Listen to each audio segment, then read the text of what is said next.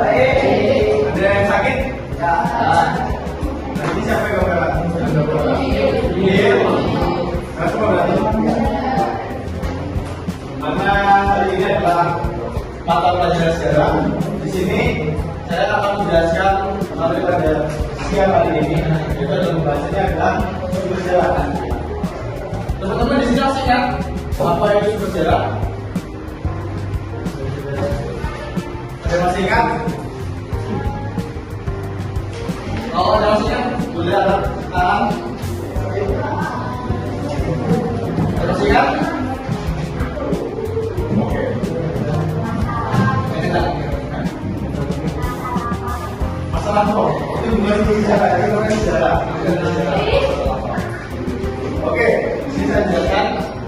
Pengertian dari sejarah itu adalah segala sesuatu yang memberikan informasi tentang peristiwa masa lalu. Di sini sejarah itu berperan penting dalam hal kita untuk mempelajari sejarah. Karena apa? Dengan ada sebuah sejarah itu kita bisa mengetahui ataupun bisa mengetahui bukti bahwasanya peristiwa ataupun sejarah itu berlangsung. Juga teman-teman. Nah di sini ada beberapa bentuk dari sumber sejarah. Yang pertama ada dokumen, yang kedua ada gambar, yang ketiga ada rekaman. Rekaman bisa rekaman audio, rekaman video, seperti itu teman-teman. Yang keempat ada HP flash atau prasasti. Yang terakhir ada cerita lisan. Kalau cerita lisan ini rata-rata adalah dari para sejarawan. Ketika diwawancarai dijawab, nah itu ada cerita lisan. Oke, kita lanjut ke dunia ini Frank. Dunia Frank ini adalah warga ataupun dari masyarakat asal Jerman. Dimana pada waktu itu anak Frank ini menjadi saksi pribadi dari adanya perang dunia kedua.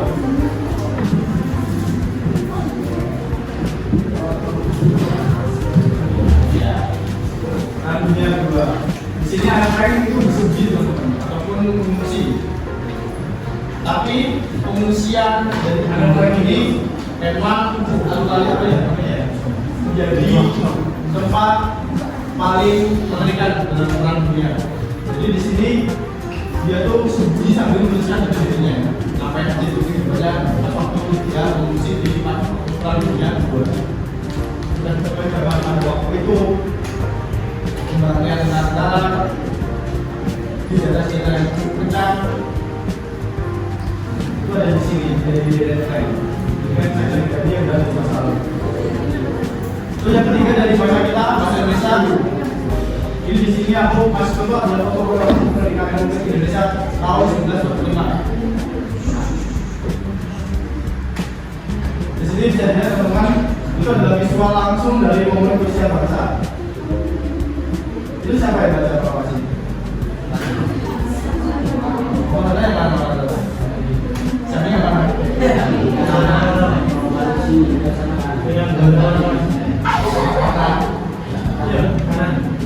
Ini kan kalau saya ini ya. Oleh mana? Bisa tahu.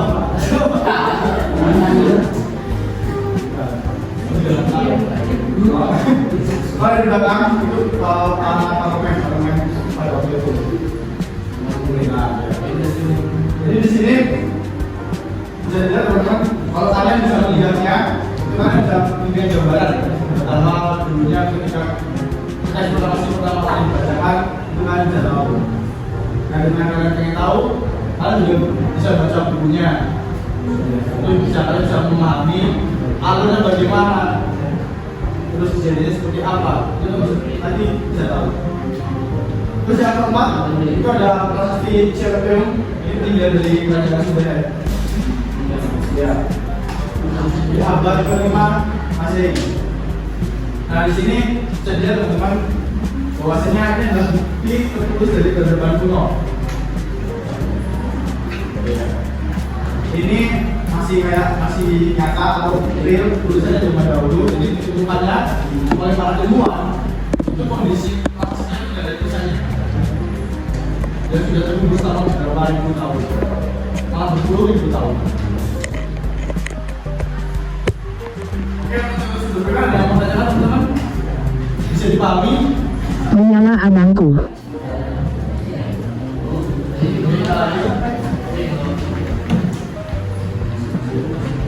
Nah, sumber primer juga mungkin itu teman-teman. Yang pertama, jangan dibuat pada periode yang sama dengan peristiwa terjadi. Jadi sumbernya ini real, kejadian itu terjadi, terus ditanya sumber itu. Terus yang kedua, itu adalah asli atau otentik. Di sini bisa ditanya teman-teman, asli atau otentik itu merupakan dokumen atau benda asli yang belum diubah atau diinterpretasi. Jadi benar nyata, benar real, ada buktinya, ada barangnya, dan bisa kita pegang dan bisa kita lihat. Terus yang ketiga, itu ada sumber langsung. Di sini menyajikan perspektif dari pelaku atau saksi mata peristiwa. Entah itu pasukan tentara yang mengalami kejadian masih sampai saat ini, itu bisa jadi bukti sebagai sumber primer. Karena saksi itu nyata melakukan kegiatan perang pada waktu masa itu. Saatnya jam 10 dimulai. It's time to begin the 10th lesson. Oke, yang terakhir dari sumber primer adalah seringkali unik, sulit diakses dan juga memerlukan kehati-hatian dalam penanganannya. Kita lanjut.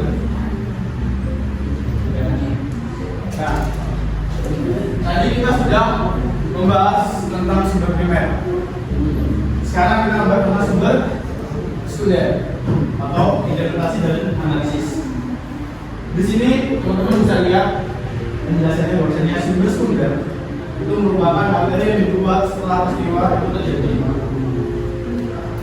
Nah, sumber primer ini rata-rata ataupun wajibnya itu dibuat oleh sejarawan, akademisi, dan juga para penulis, di mana yang tidak mengalami langsung peristiwa tersebut. Kok bisa mas? Jawab betul, bisa. Dengan melakukan penelitian, dengan ada sumber primer, itu bisa dibuat. Makanya para sejarawan, akademisi atau para penulis itu mereka pintar membuat narasi.